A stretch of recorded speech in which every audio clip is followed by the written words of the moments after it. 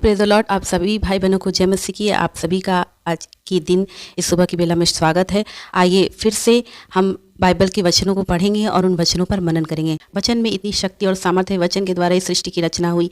इसलिए हमें अपने जीवन में जब भी हमारे जीवन में समस्या आती हैं, हमारे जीवन में परेशानियाँ आती हैं, तो उस वक्त हमें क्या करना चाहिए? क्या हम बैठकर चिंता करें?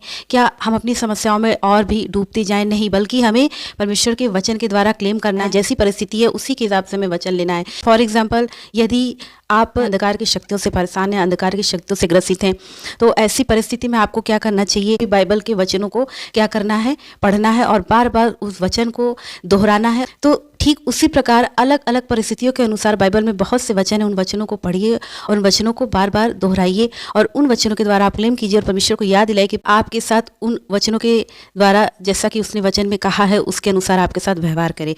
आप यहाँ देख सकते हैं, लिखा है 1 यूहन्ना अध्याय 3 के पद संख्या 8 में लिखा है, ईश्वर का पुत्र इसलिए प्रकट हुआ कि वह शैतान के काम को समाप्त करे। तो जब भी कोई मनुष्य अंधकार में, जरूरी नहीं कि वो दुष्ट आत्मा से ग्रसित हो, कभी कभी क्या होता है कि हमारे जीवन में इतनी टेंशन, इतनी समस्याएं, इतनी परेशानियां, इतनी तकलीफ जो शैतान की ओर से आते हैं, जो अंधकार के और दुष्ट आत्माओं की ओर से आते हैं। हमारे घर में कभी कभी क्या होता है, प्रार्थनाएं कम हो जाती हैं, प्रार्थनाएं नहीं होती है। कभी कभी हमारी परिस्थिति में, हमारे स्वास्थ्य में तमाम प्रकार के अंधकार की शक्तियाँ कार्य करने लगती हैं। तो ऐसे सिचुएशन में हमें कौन सा वचन दोहराना है?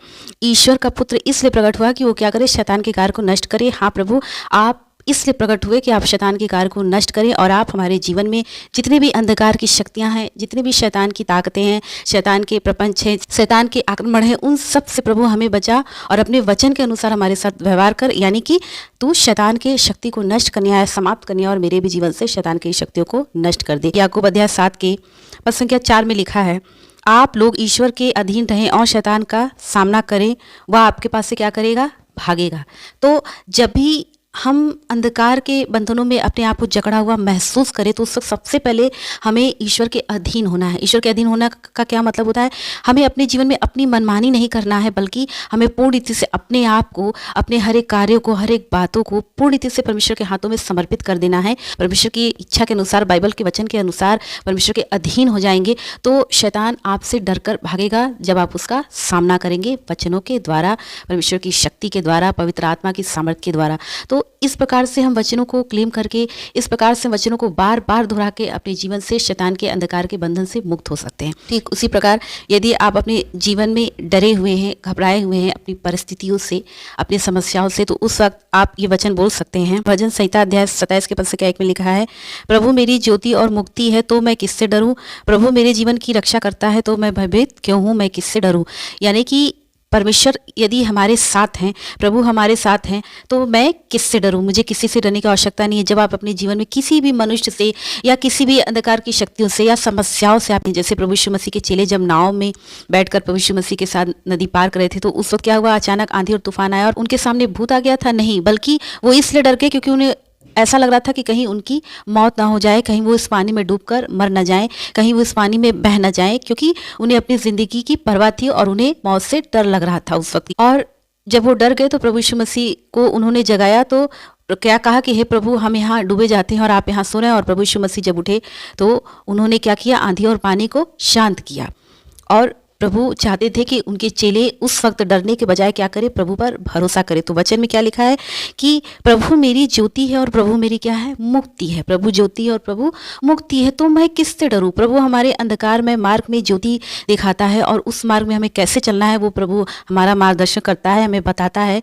और ज्योति यदि हमारे साथ है तो अंधकार की शक्तियाँ हमारा कुछ भी नहीं कर सकती। प्रभु जीवन की ज्योति है। प्रभु मेरे जीवन की क्या करता है? रक्षा करता है। प्रभु क्या करता है? रक्षा करता है। तो मैं किससे डरूं?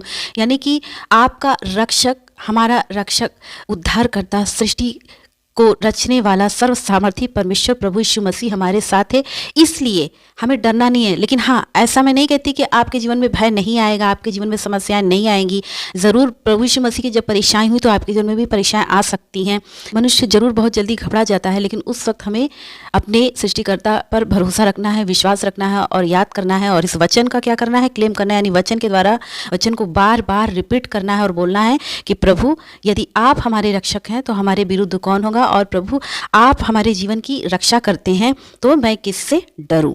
तो इस प्रकार से आप अपने जीवन में अलग अलग परिस्थितियों में वचन का सहारा लेकर उस वचन को बार बार अपने जीवन में दोहरा कर आप उस परिस्थिति से बाहर निकल सकते हैं, आप उस संकट से बाहर निकल सकते हैं।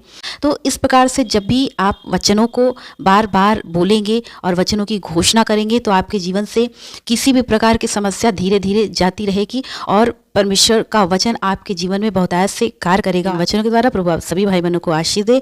आज के दिन आपका प्रभु में आनंदित हो और शांतिपूर्ण हो। सभी भाई बहनों को जय मसीह की।